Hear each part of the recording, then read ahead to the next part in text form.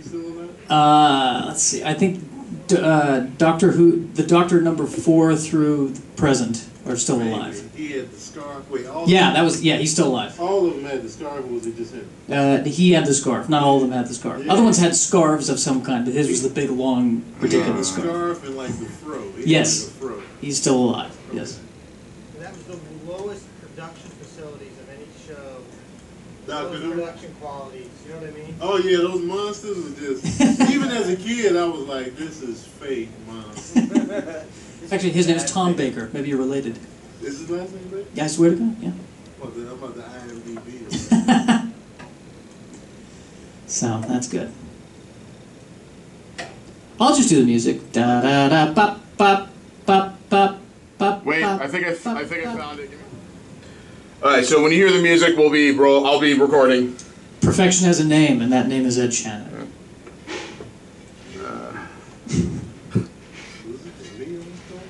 Just you, and that's right. Just you. I'll be leaving about 5 minutes in, and you're just going to have to...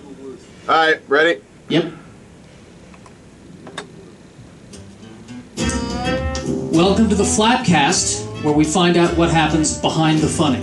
My name is Joshua Snyder. Barbara Holliday, who is the host with the most, will be joining us in just a few minutes. She had to go take care of, fight aliens, I think is what she's up to. And our guest this evening is the incomparable Tony Baker. How you doing? I'm doing all right. How are you? I'm good, man. I'm good. I'm well.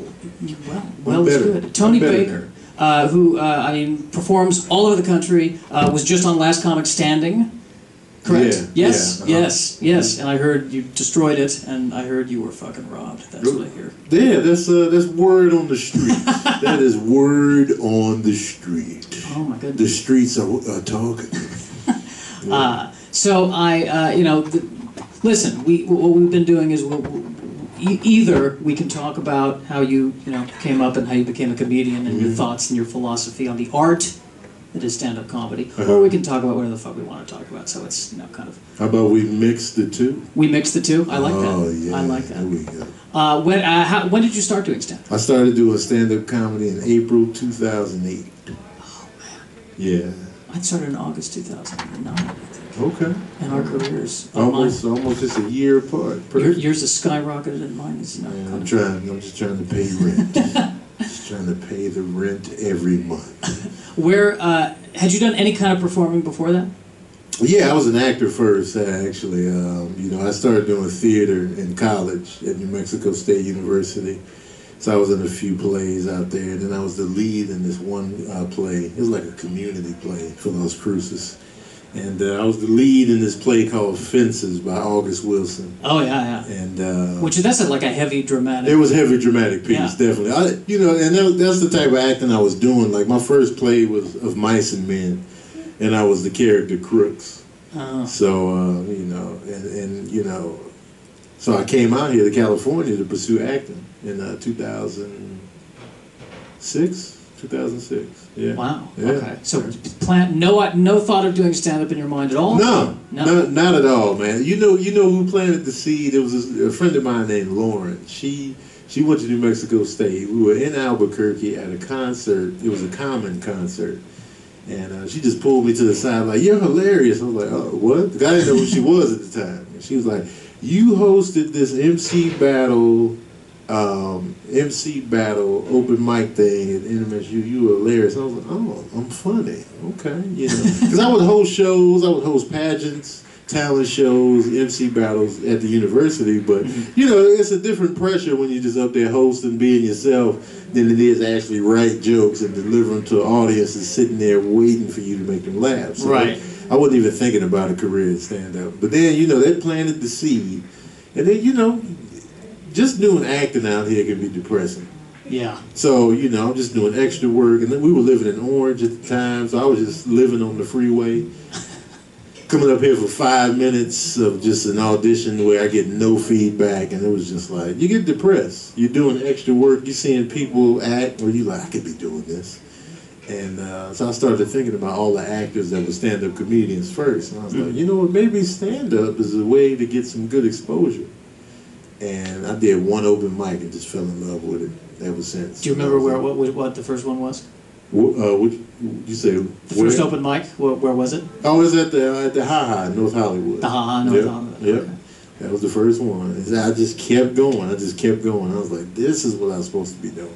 Wow. So yeah, it took me a while to discover it, but so even after, so it was a stronger feeling even than like doing fences. Just that the act stronger than the acting. Definitely, yeah. Like even now, like if I book anything acting related, there's never like an excited sense.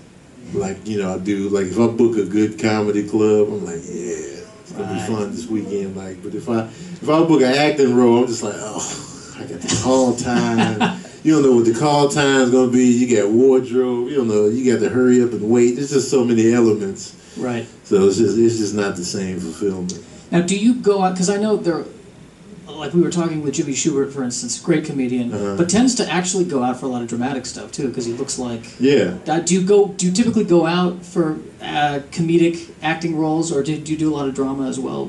My agent sends me out for drama too, like I have. Drama's where it all began for me, and so I have no problem there. And, even if you watch me on stage, I can do some of the act outs, and get dramatic, in those. So definitely, but I do get sent out for like the funny stuff too. So, it just depends. It just depends on, what they're looking for. Did you ever do any musicals?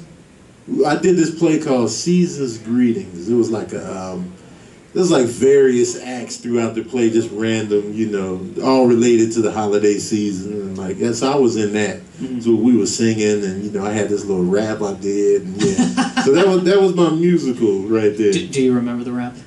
No, but it was about a character named JB's Dolls, and I just had to go and just rap, and I just went in, man, and I was terrified. Oh, I was terrified. I'm like, I gotta rap. I was terrified, but once it's crunch time, I'll do it. I'll do it. I'm always most scared right before the roller coaster takes off, and then I'm just like, all right, bring it on. Like, but in line, I'm scared. Right. You know what I mean? Yeah. So it's just like that. Like if I'm about to do a show, I'm real nervous until they say Tony Baker, and I'm like right there at the steps. Mm-hmm. That's when I'm like, oh, you mother. Yeah.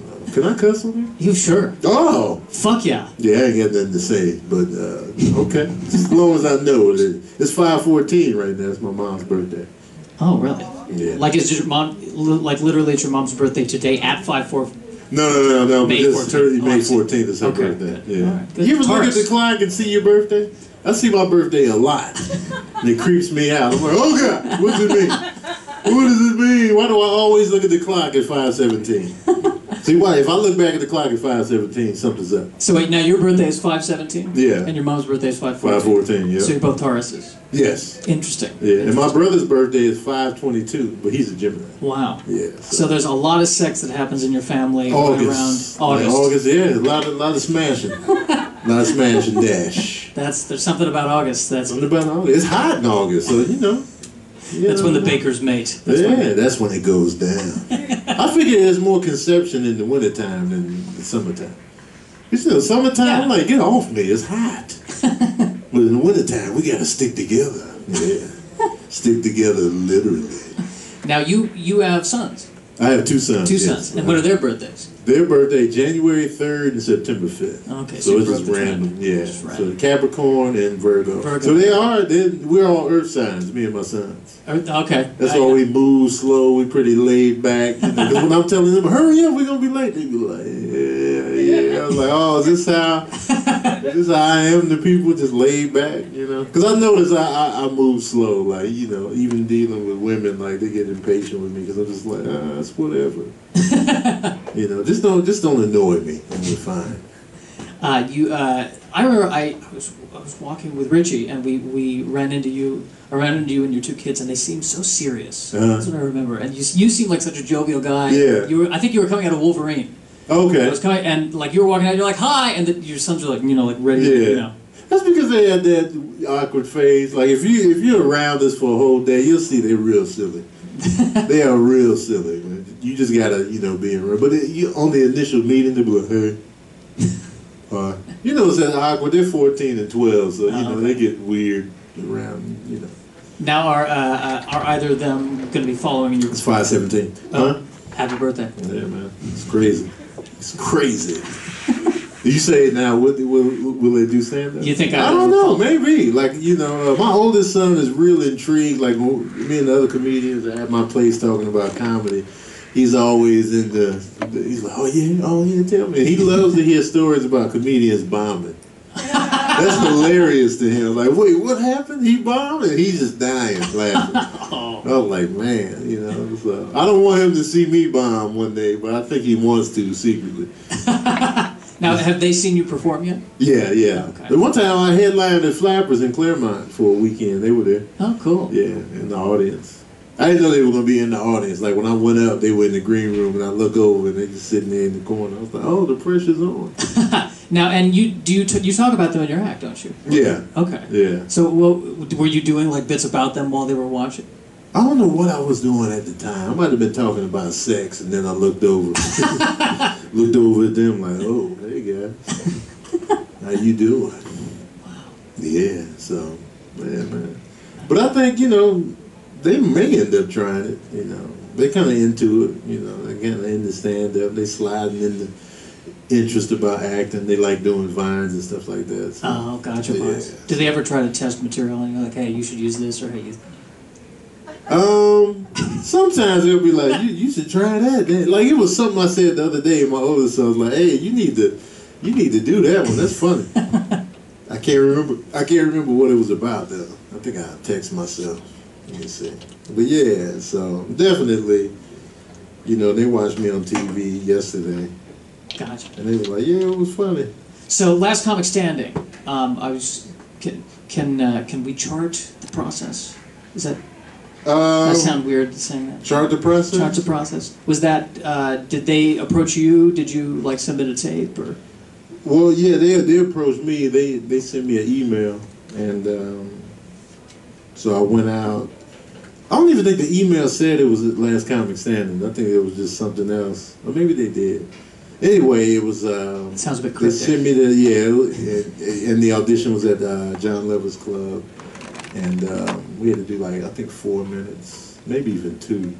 Oh, wow. I can't remember. Yeah, it was real quick. We couldn't see each other like you know the other comedians. We couldn't see each other perform or anything like that. And then. Did you do that in front of an audience, or it wasn't just? It was like just staff for Last Comic Standing. So maybe about it might have been about 14 people in there. Okay. Wanda Sykes was there. I remember her in the back. So you're doing it in front of staff members and Wanda Sykes? Pretty much, yeah. Wow. Not like staff for the club, but staff for the show. And were you cool? And they had about my that? head shot on the table, just watching me. I was like, oh, okay, you know. So. And in that kind of situation, you're cool. You just go up, you do it. Yeah, I use the nervous energy. You know, I just channel it into my stage energy. Mm-hmm. You know, I was definitely nervous though. Yeah, I still get nervous a lot though. So I feel like it helps me. Like when I'm not nervous, I usually don't do as good. Yeah, like, yeah. I'm about to kill it. And I go up there and tank. I've noticed that too. Carol Burnett talked about that. She said when she was first starting out, she was terrified, and she had a great performance. Right. And then she said, "Oh, I got this in the bag," and she went up and she tanked. Yeah. And then she realized, oh, it's always good to be just a little terrified. It's always good to be a little terrified because your energy's, you know, it's more peaked. Right. Yeah. Yeah, you're not. There's You're something not just about up that. there like, yeah, man, traffic is crazy, right? I don't know, I think it's similar to. Nothing, nobody. Oh, y'all not feeling this? Well, fuck you guys, huh? Who are y'all to judge me? It just gets real weird for everybody. Now, are you the kind of person that will? Do you sit down and you write, or do you kind of more go up on stage and? I do it on stage. Like I'll think of something or talk about something in a conversation with other people, and I'll be like, "Yeah, I'm gonna take that to the stage." Like that's how I usually do it. Like you know, the conversation. I'll be like, blah blah blah. Oh, that's funny. Or I'll think of something in the shower. In the shower, I think of a lot of jokes. I don't know what it is about the shower, but I'm like, yeah, that's a good. There's something about the lather. There's something about that lather that just you know. And I'm like, you know what? Is there a brand of soap that you find is funnier than another brand, or a brand of soap? No, I can't really, you know, because I'm a body wash guy. Okay. You know, body wash was hot in the streets. But I don't know if it's the nudity or the lather that, you know. I don't know. Okay. I guess because after sex, when I'm laying around, you know, nude, I don't think of any jokes then. So it must be the lather. Must be the lather. The lather, the negative ions from the water. Yeah, it could be the water as well. It could be the water or the washcloths. Right. Well, so maybe you should. Or the little. The loofah. The loofah. Yeah, Okay. yeah, it could be. Now, That do you too. get now? Is your loofah like an actual sponge from the ocean loofah, or are you not that? Nah, it's whatever they had at Walmart, Target, whatever. Because I know some This people. is a process when I'm in the shower. I have a face cloth, a crevice cloth, and then the loofah.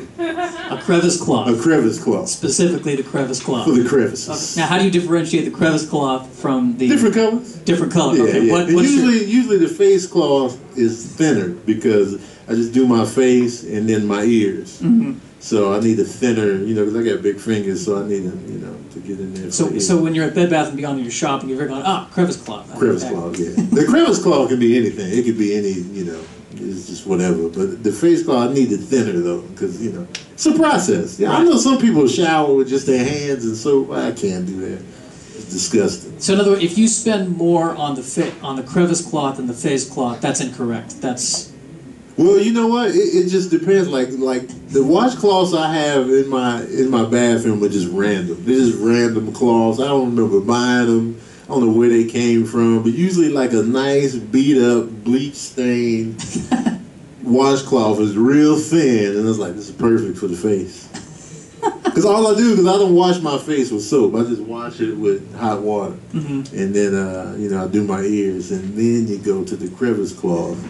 now you let other people know which cloth is the crevice cloth. Most of them, you shouldn't be using random cloths at my crib anyway. You should always check to make sure the cloths are good to go. You don't just dive into the cloths. Right. You don't know me. You know what I'm saying? You don't know what I got. So you need to check that. You know what I mean? So it's a process. And if guests are coming over, do you say, listen, avoid the magenta, that's the crevice cloth? Or do you just... I just assume it's common sense. But I don't have a lot of people. I don't have a lot of traffic in my bathroom, so it doesn't really come up. But Gotcha. normally, like, you know, you should, you know, like if I'm going to take a shower and somebody says, and I'm a guest, I'm like, do you have a towel, washcloth? You know what I mean? I'm not just going like, this looks good. Let me use this.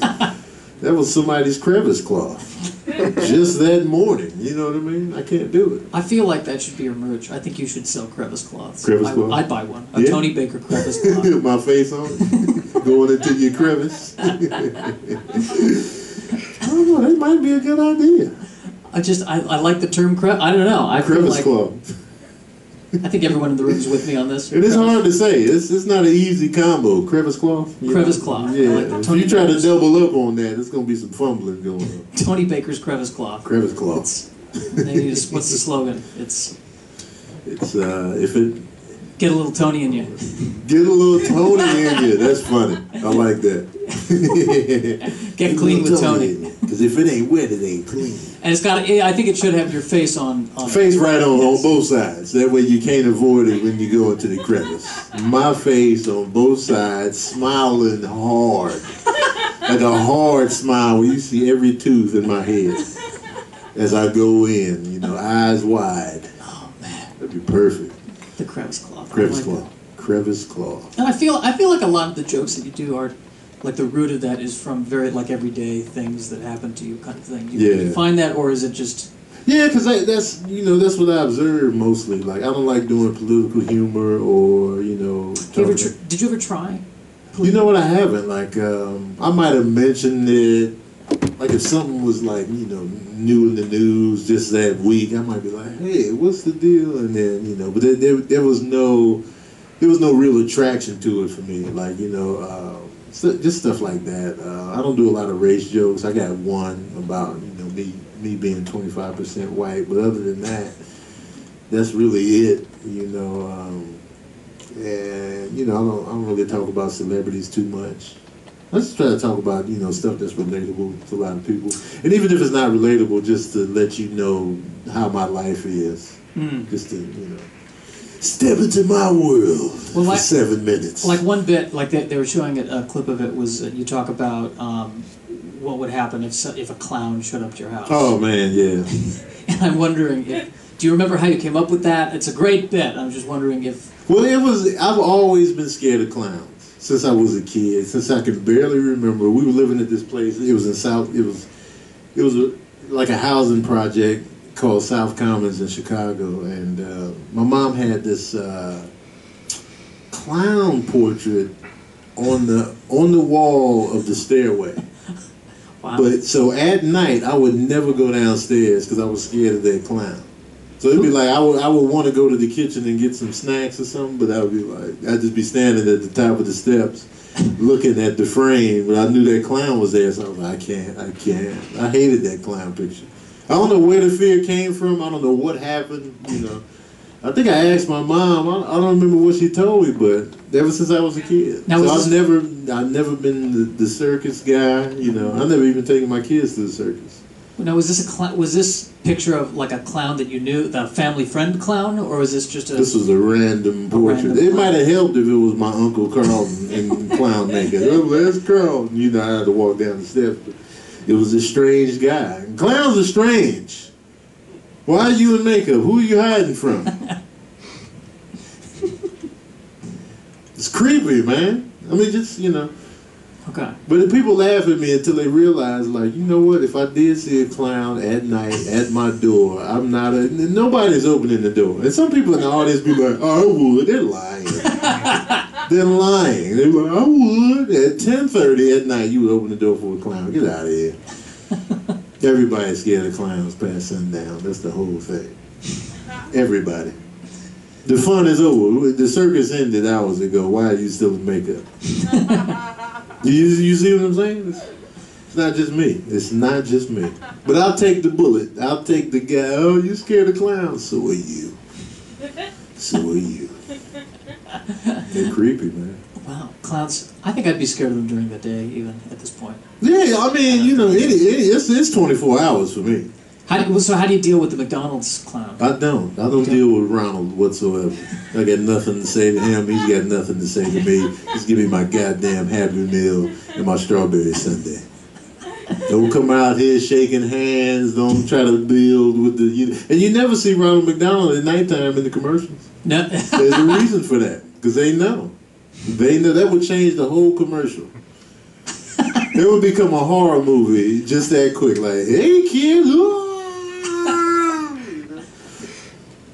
There's this McDonald's in North Hollywood off of it might be Lancashire, but there's a Ronald McDonald sitting on the top of it. It's so creepy at night. It's so creepy. It's like off Victory or something. He's just up there waving. I'm like, nah, man, don't wave at me. I think they recently redesigned Ronald. I think they gave him cargo pants. Did it? Yeah, they did. He got the hammer pants for a while. Right. But you know what? Ronald is one of the softer clowns. Like he's on the, you know, less scary side of the clown spectrum. Right. It's funny. I used to watch Bozo, the clown, growing up in Chicago. I don't know why I would watch Bozo. Because he always had this game where the kids would throw something into the bucket. And like each bucket was further back, so I would always want them to get to the fifth bucket, you know. And Bozo was just, I don't know, I could handle Bozo. But he was weird too, though. I watched a guy named Blinky the Clown. They had like public access. Did he blink a lot? I just remember he was like I think he was an old Jewish guy. Yeah, he was a serial killer. Bozo the Clown. All of them. All of them. Any clown that you know is a serial killer. Did Dexter ever end up killing clowns? I feel like he should have. He should have. If I was a serial killer, that's my target. Clowns are people who wear fanny packs. Those are my targets as a serial killer. Not a fan of the fanny pack. No. No. No. Like if you're at work in scrubs and you got the fanny pack on, cool. But if I see you at Ralph's in the produce section, no. But it's convenient though, isn't it? No. You get pockets, get some cargo shorts. Could anyone pull off the fanny pack? No. No one. There's no. Could Brad Pitt? I'm telling you have to have on complete scrubs that don't have pockets. Mm-hmm. That's the only way you can get the fanny pack pass. Okay. But other than that, if you got on a regular outfit, like a Hawaiian shirt, cargo shorts. If a smoking hot Brazilian model walked in wearing like just a bathing suit and a fanny pack, I'd be like, why are you wearing the fanny pack? What are you doing? That would be you're too gorgeous for this. You just went down 18 points. But I don't see that happening. The fanny pack? Come on, man. And what do you got in there? What's in there? What's in the goddamn fanny pack? And that's the thing. Like, if I kill people like Dexter, you know, I got them on the table, I would have pictures up of everything that was in their fanny pack. Matches, receipts, a lighter, you know, the pens, some kind of calendar of some sort, keys, doorknobs that they collect, whatever they had. I feel like everyone chapstick. Yeah, chapstick. Right. All that. You'd be like, you recognize this stuff? It was in your fanny pack and it's that. I know it's a little creepy, I know. So I imagine when you first started, you know, you're doing all the open mics in LA and that kind of thing. And then at some point you transitioned out of that into getting paid work. And I was wondering, was there a particular, like a particular, I guess, not necessarily a big break, but a break that kind of pushed you to the next level, or was it a gradual thing that happened? Kind of gradual and random. Like, you know, even now it's like, you know, where am I gonna get money from? You know, so it was all just random. Like, you know, becoming a paid regular at the Laugh Factory and the Comedy Store. You know, that helps get you in a regular rotation. And you know, same with Flappers and the Comedy and Magic Club. But it was just a gradual process. Like, there was no, you know, one show and it was like, bam, all right, Tony, and, you know, and they shoved me into them. So it was just a gradual thing. Gotcha. Like that. Yeah. Did other comedians who were kind of farther along help you at some point? Like, did you go on the road and feature for them? Definitely. Not a lot of comedians take me on the road, but comedians like Esau McGraw, Ruben Paul, they had me come out and feature for them multiple times, but not a lot. Yeah, not a lot of comedians. A lot of, you know, older comedians that vouch for me, you know, put in a good word for me. But as far as like taking me out on the road, not that many. You know, but definitely Ruben Paul and Esau McGraw for sure. Gotcha. And are you doing a lot of clubs around the country as well? Or? Not really. No. No, like I went to New York once, and I was just on some kind of contest I won. So I did the knitting factory in Brooklyn. But yeah, just like as far as clubs, no. Like you know, I did colleges out east, and that was through NACA. And, right. So when I did the NBC Diversity Showcase, you know, part of that was they let me do a showcase at NACA. Okay. So I booked colleges off of that, but that was the showcase, because that one they'll have auditions like all over the country for the showcase, right? And did you just do the one in LA or? I did it twice. Like the first year I did it was in San Diego. The second year I auditioned, it was in San Francisco, and that's when, you know, I made it through to the final showcase. Gotcha. Was that year, and so it was about 7 of us they picked to go showcase at NACA, and so I booked some colleges off that. Cool. Yeah, so, but as far as the clubs, like, I'm not really plugged into the clubs like that around the country. I mean, there's some like the Comedy Underground in Seattle that I've done. You know, I've done the Punchline in Sacramento. But as far as like, you know, the other side, no, I need to get in there. Need to get in there. Now, I know one thing, like for Last Comic Standing, you had to do this, and I imagine for the Diversity Showcase. What advice can you give for comedians who have to develop that 3 to 5 minute set? How did you go about doing that? Do you have any like suggestions? For Last Comic? I feel like so many of these auditions, you know, you've got 3 to 5 minutes, right? And you've got, you know, and I know, like I write a lot. I know a ton of guys who write a ton, and it's like, how do you decide? Right. What usually go with your funniest stuff, like your stuff that hits the hardest. Throw that in there, just to get, you know, if there's a crowd, just to get the crowd amped, and then the people that, you know, call the shots, be like, oh, okay, all right, yeah, you know.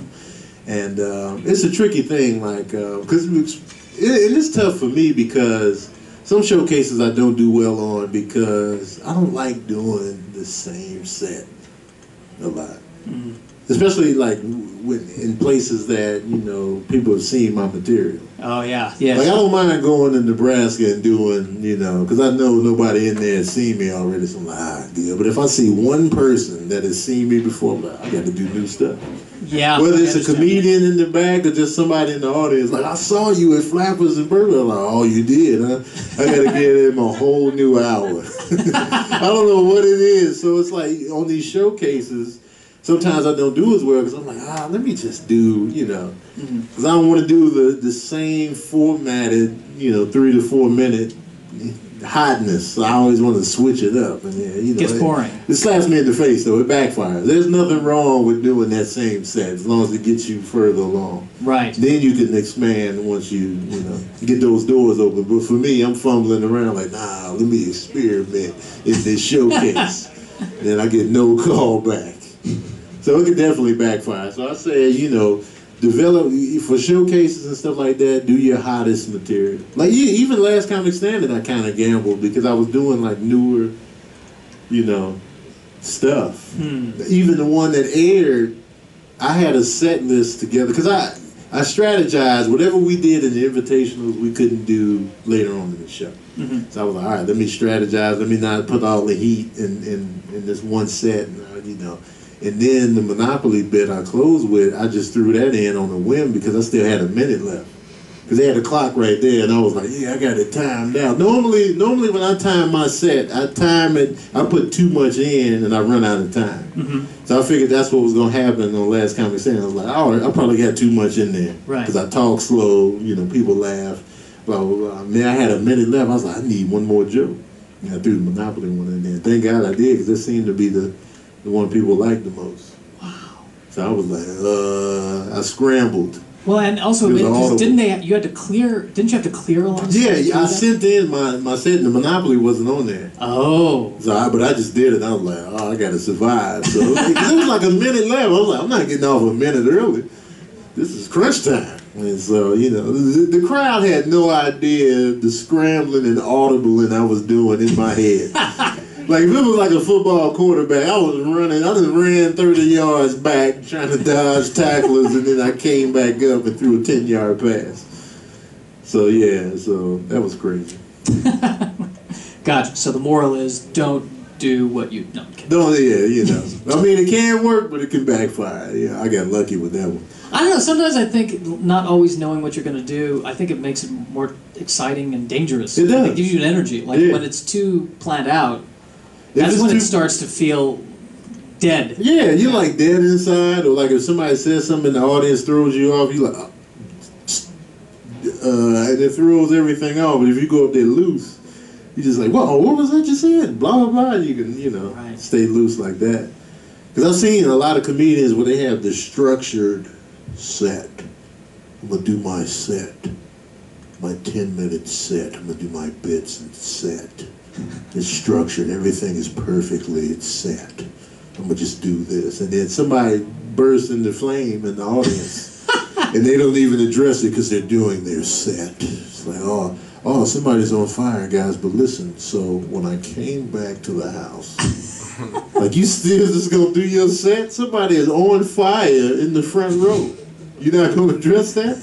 There's a dude in a KKK suit in the front row that just walked in. You're not going to address this? You're just going to do your set. I'm going to just do my set. And I hope to God one of the jokes is about the KKK. Right. There's no segue. Yeah. He's like, yeah, so I never want to be trapped in my material. There was a guy, I think when they were, Mark Curry was here, and there was a guy who apparently choked in the audience on a hamburger. And the other audience member had to like give him a Heimlich. Oh wow! And they got the piece of food out, and then he just went back to eating and laughing. And the comedians were like, "What the fuck are you doing?" I mean, the show must go on, man. Right. I mean, if I choked, I'm gonna probably finish my meal. I mean, if I'm good to go, I'm gonna be like, thanks, guys. So and I'm gonna go back to the lasagna, man. If it was good. You know what I mean? Because the choke is just a setback. The choke is a setback. Right. That's all it is. That's all it is, Liz. I think we're ready. We're going to do the punch it up segment now. Okay, let's do this. Let's jam it up. I'm very happy about the crevice cloth conversation. I'm very happy with that. And I seriously, I want. I need to get some merch, man. Yes, crevice cloth. The Tony Baker crevice cloth. Yeah. I'm telling you, it's with my face on it. You want that yacht? That's how you're going to get the yacht. Crevice cloth. Crevice cloth. Face on both sides. Face on. But Richie don't know what we're talking about. He was late. Guess what crevice cloth? The crevice cloth. The crevice cloth. That's great. I feel like get a little Tony in you. I think is the get a little Tony in you every morning. Get Tony in those hard to reach places. I love it. I got to write all this down after this because I will forget. All right, guys. So we're going to do a punch it up. We're going to bring this comedian up. He's going to do 3 minutes. We're going to give him constructive criticism. He's not going to look at us, is he? I'll leave it up to him. He can look at the two people in the audience. There's a lot of pressure when it's just, you know what I mean? Like, it's like getting sang to on stage. I don't like that. When somebody come up and just sing to you individually, like, is in your heart still? And you just got to take it. You just got to look them in the eyes as they sing a ballad to you. Oh, all right. That was the raggediest I know. That was the sit awkwardest down I've ever seen. Well, then I just realized I didn't need to do that because I have a feeling Barb's not coming, and there's a perfectly good mic right here. There's no need for I know, right? In fact, I think, is this, oh, it's not on. All right, good. I think it was on. Was it on? Was it on? I don't know. But, yeah? Yeah. That's we'll good. just go here. We'll go here. We'll keep it simple. All right, guys. Give a warm round of applause for our comedian, Jeffrey J., ladies and gentlemen. Yeah. Jeffrey J. Yeah, he looks young, guys. Oh. The pressure's on. Hi, I'm Jeffrey J. I'm a 27-year-old man, and this is my real voice. That's a thing. I read this is true. They did a scientific study, and they found out that Oreos are more addictive than cocaine. This is true. Oreos are more addictive than cocaine. I was like, holy shit. How do I get into a study where they give me Oreos and cocaine? Where the hell did they do that study? I'm a terrible gay guy. I'm a terrible gay guy because I love polo shirts. And I know they're not in style, but I love them, so I don't ever look like a gay guy. I just look like a 7th grader going to Easter brunch all the time. I had a lot of downtime, so I decided I was going to take a college class in my downtime. I forgot that you could just wear whatever you wanted in college, and I was getting dressed, wearing nice clothes, and I got there's a dude in the cafeteria in full camo. He didn't have to be in camo. He wasn't going to a thing. He just was in, like, the boots, the pants, the belt, and then he had a Lady Gaga sweatshirt on. And the gay guy in me wanted to be like, dude, you need to work on your outfit. But the other gay guy in me was like, I've probably got a shot. So I didn't tell him, no. I'm originally from Texas. We got a partner. He likes to go to gun shows, which is my favorite place to hold hands.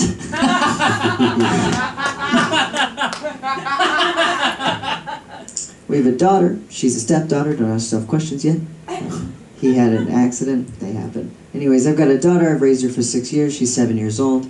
The thing that sucked about growing up in Texas with a daughter was that I couldn't go to school functions because I didn't want her to get made fun of.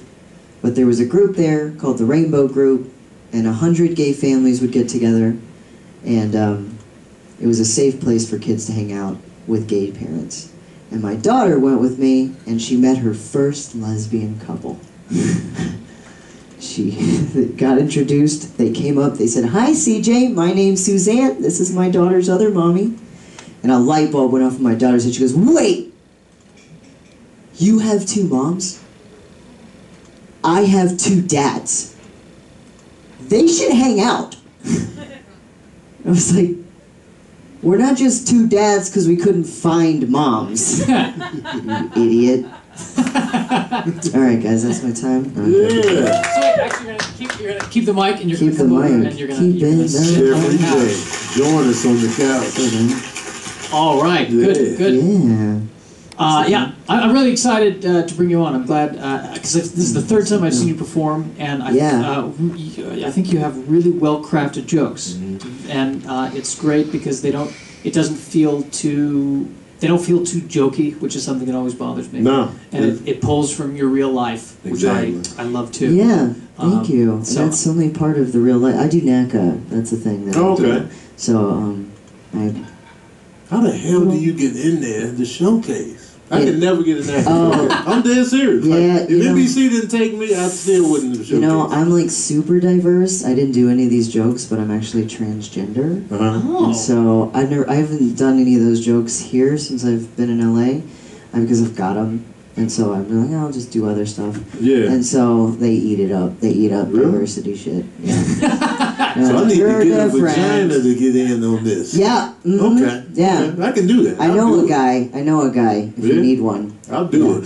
I will get a vagina to get in on this showcase. You understand me? I'd be like, yeah, I wouldn't change nothing else about myself, just the vagina. I'd be like, hey guys, it's me. Well, the problem is they wouldn't even know either. Yeah, you could just say it, man. I just say it. You don't even need to have it. Well, what if they see like a bulge piece? That's not a camel toe. They'd be like, oh, they got me again. Yeah, exactly. Well, you've got to accessorize properly. You've got to make sure you've got the back wear the right pants. clothes. Yeah. Hammer pants. Exactly. Ronald McDonald pants. 90s Ronald McDonald, not current. The beard doesn't help. I know the beard, right? But I would keep the beard and be like, I got a vagina, guys. But your head's already wig ready. Yeah, so. Just throw that on like a nice little subtle comb over piece. Yeah, I like your set. I like and I really dig. I always dig stuff that's drawn from your life.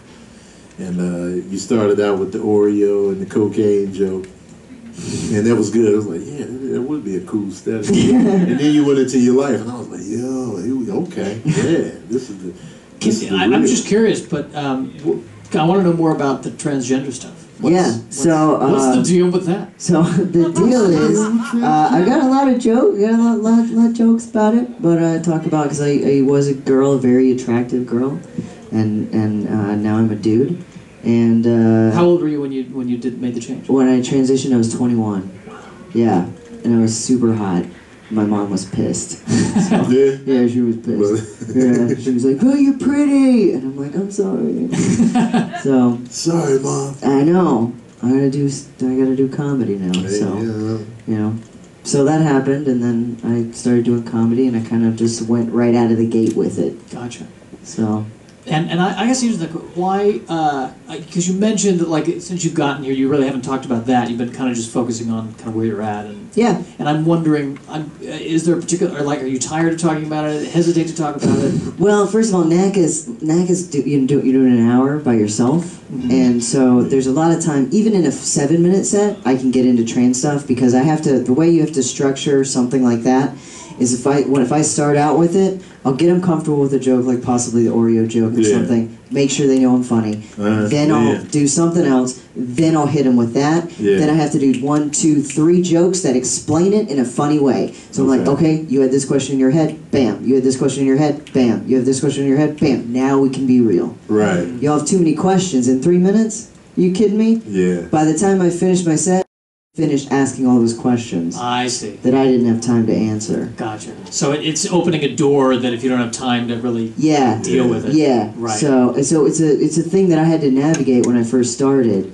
which was good because it made me write other jokes. Because sometimes either I didn't want to, or sometimes a comedian wouldn't want an opener that was transgendered or gay or weird. So I had to be able to do sets that weren't.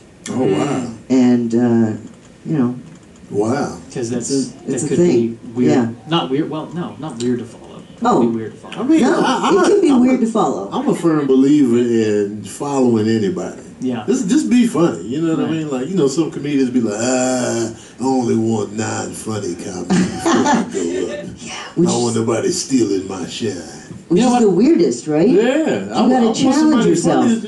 But I can see how it would be hard to follow because it's such a compelling story that if you get up there and you do that and then somebody follows you and they're doing, airplane food, guys, it's like, Yeah, that's funny. Yeah. If you don't have any, life experience in your jokes, then I guess. Yeah.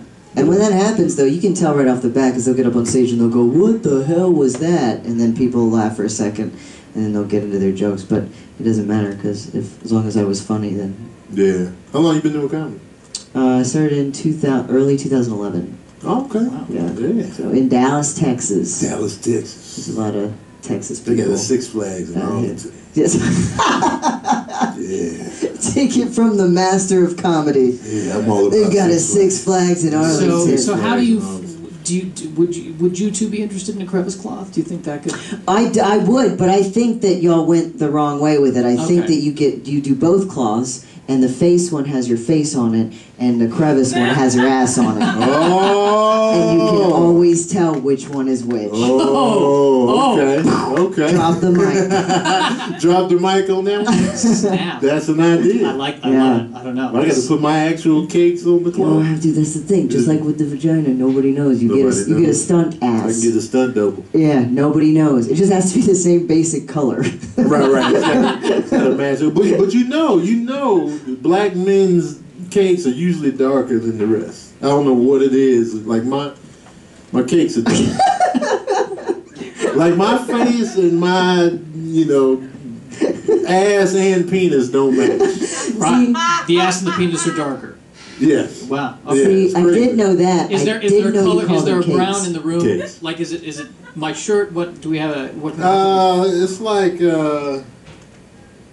maybe like this little tan I have on my arm. It might be the color of the tan. Gotcha. Okay. Yeah. So it's definitely darker though.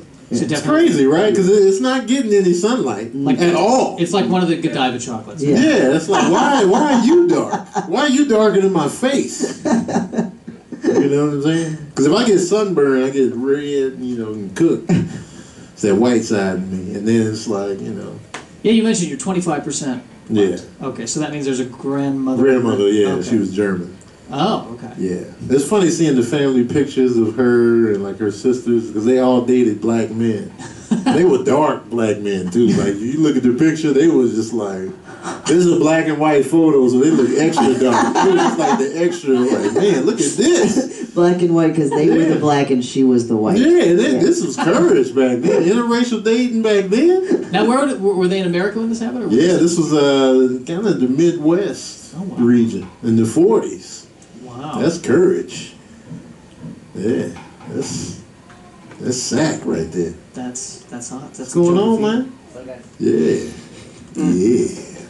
Cool. That's Yeah, good. man. That's good. Yeah, I feel like what the only, I'm trying to think of like constructive. Well, you should work on this. You're both like so much farther along than I am. I feel like an idiot going. Well, you should. No. Hey, it doesn't matter too. The best part about doing a show like this where there's a couple people in the audience and then a comment. Those are the best shows. You just workshop stuff. Yeah, Because even your older bits, if you can get a good tag on it, you're like, man, Exactly. Well, I thought that was fuck it, I'm done. gonna come out and ask. Exactly. I'm gonna come out and Yeah. ask. Can you describe the process of going from an innie to an outie? Oh, that's not a thing. Like we don't usually get that. When you were a girl and you become a boy, a lot of us we don't get. So I have like a girl's body. Oh. Entirely. I wear a little thing that keeps everything down. Okay. And so I'm super attractive underneath here. So wait, you still have the vagina? Yeah, I've got if I'm like a hot underneath these clothes. I look like a dude here, but if I went to Mardi Gras, I'd get a shit ton of beats. But the guy you're with though is gay and prefers gay men. No, No. he's a straight dude. He's straight. Yeah, Oh. that's what I tend to date. Because gay guys, I'm icky. They don't they don't want what I got. But for straight, there's some guys who are into it, and then sometimes I'm just like a gateway gay. Like a guy who's like, I think I'm gay, but I'm not sure yet. I'm like, I'm right here. The gateway gay. The gateway gay. That sounds like a documentary. The gateway gay. But you made it sound like The Wire. Oh, it's too gritty. You can't do a dark, deep, the gateway gay. Gateway gay on HBO. Well, that's cool then. So basically, you were in disguise. Yeah. Okay. I'm undercover. All right. Yeah. Right? Gotcha. And how did your husband and you meet? Where did you? We met, and it's a thing. I used to say that we met online when I was getting used to talking on stage, but now I'm typically just honest, and I say Craigslist because that's where we met. We were roofing salesmen. I have a weird story, but I used to sell roofs door to door, and I made like $100,000 in 6 months. Damn. Jesus. And it's a whole thing. I know, I spent all of it by the next year, and I turned around and I had a couch. And I was like, shit, I gotta sell this couch. And that's the end of that story, but we met. It wasn't a Craigslist dating. It was I need to sell my. It was just a transaction. It was a weird story, and then. Did you end up having sex on the couch? We can test it out. We can test it out right now. He's super hot Australian. He looks like Jason Statham. Like, he's completely opposite of me, and so I took advantage of him. Okay. That's the thing. But how does the couch come back into the story? How did the couch? We sold the couch to some poor old lady after we desecrated it. Okay, you got to desecrate the couch. You got to. I hope this is going into a church. Yeah, that's funny. Your whole life is interesting. Like selling roofs. Yeah. Door to door. Yeah. That's a hard job. Yeah, it was, and I looked even younger somehow. Yeah. So I was like a 14-year-old. You need a roof? Yeah. And they're like, you don't even know what a roof is. I'm like, it's up there. That's crazy. It's weird. What kind of roofs were they? It was after Hurricane Ike. Oh, hit. okay. And so I moved down to Houston. I just got a truck, moved down to Houston. I'm like, I bet I can do this. And I just transitioned. I didn't have a job, so I looked like this tiny little child boy. Did you go up to houses that had no roof? And you're like, hey, no, okay, that's I got a problem. Hey, I got a solution. Yeah. You need a roof? You got no roof. I'll get you a roof. Yeah. No. They were slightly damaged roofs that people couldn't tell they were damaged. Oh, Listen. Wow. You need a roof? I got a roof. You got a roof? You need a roof. Need a roof, man? I bet your shit's getting wet. I got a solution. I got what you need. I got a roof in my truck. Why did I go, why when I sold roofs as a child, why was I a Brooklyn accent? You need a roof, I'll get you a roof. In Texas. I got a guy, get you a roof. Anything you need. Rooftops. I got a rooftop in my trunk. You want it? You want it or what? Yeah, how did you bring, you didn't bring the whole roof with you, I imagine. No, you don't even bring anything. You just go, I can get you a roof. And then you go, and then it's a long... But it's got to be a Hurricane Alley type city. Yeah, so you I can't do this in Burbank. Nah, no. Plus they got the wrong roofs. They all got that stupid clay stuff. It doesn't break. Damn it. You need stuff that breaks. And all the roofs in Texas are shitty. So Please tell me you have 5 minutes on roofing. I do not have any time on roofing yet. Not on stage, anyways. I got book stuff. Listen, do you want to be a comedian or do you want to be an icon? You need to have. Next time you see me, I'm gonna be doing roofing. So I'm selling roofs in Texas. Hey. With a vagina. Yeah, with a vagina, no doubt. You're in. I'll call a guy. Get you into NACA. That's all I need. I'm telling you, I'm gonna set up a video for NACA and be like, so I got a vagina. Just throw that into the clip real quick. The first 90 seconds. Let's see who bites. Second 88. 5 a vagina. Then you know I got mad showcase. Well, you said in your act. Oh, I was just kidding. Let's do this show. No, he really has a penis that is black. Yeah, right. My penis is it's darker than the rest. Yeah, you need proof by a washcloth. You know, my penis is darker than my face. Is it really? Yeah, it is. So is that? It's more of an olive. Like is my it the face, general rule? like a light olive, and the penis is a darker olive. Yeah. I want to say, yeah. Okay. I wonder if it has to do with just the elasticity of the penis itself. Yeah, because when yours gets bigger, shifts. does it change color? Yeah, it's lighter. It's lighter when it's. There you go. There's a buildup. Okay, Right. y'all have mood penises? Definitely. Sometimes it's red, sometimes it's off-white. Because I have nothing to add to this conversation. Sometimes it's pearl. It just depends on are your labias? Are the same color as your face, or the labias? Yeah. That's just red. Yeah. It's absolutely all exactly the same. Did we crossed the line? Did we cross? We are actually reaching the end of our show here. So thanks. I've got a good plug, but first of all, thank you, Jeffrey J, for doing your time. Great set. Good stuff. Absolutely. Thanks for having me. We got a plug. Any shows coming up, Jeffrey, that you want to talk about, or anything you're doing? No, nothing I want to plug.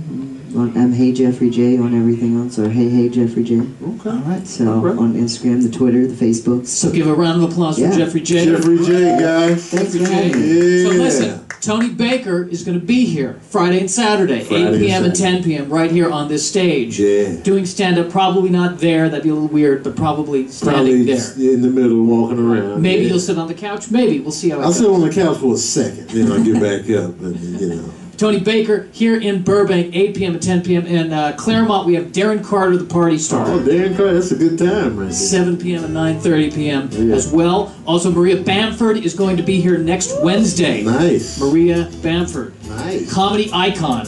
Probably not talking about roofing, but then again, you never know. You never know. You never know. And also, coming up soon, we have Mazjo Brani is going to be here in early August. Nice. Fortune Feemster will be here in late August. And the Burbank Comedy Festival. Ooh, yeah. Burbank Comedy I Festival. registered for that. Yeah, I know, yeah. Yeah. First annual Burbank Comedy Festival will be here August 17th through the 23rd. It's a good time right there. And that's one of the interns back there working on it. All I think right. there's one intern working on it. Okay. He's working on it. He's helping out. Guys, thank you so much, Tony, for being on. Thanks for having me. FlappCast. Thank you for having me. This is thrilling. And get that crevice cloth trademark. The crevice claw. Yeah, Let's go do that. down. Then I think we'll say this one is brought to you by the crevice cloth. But it's brought to you by the crevice Get a claw. little Tony in you. Get a little Tony in you every morning. And this is Tony Baker. My name is Joshua Snyder, and on behalf of all of us at Flappers Comedy Club and Restaurants, have a lovely June. Yeah,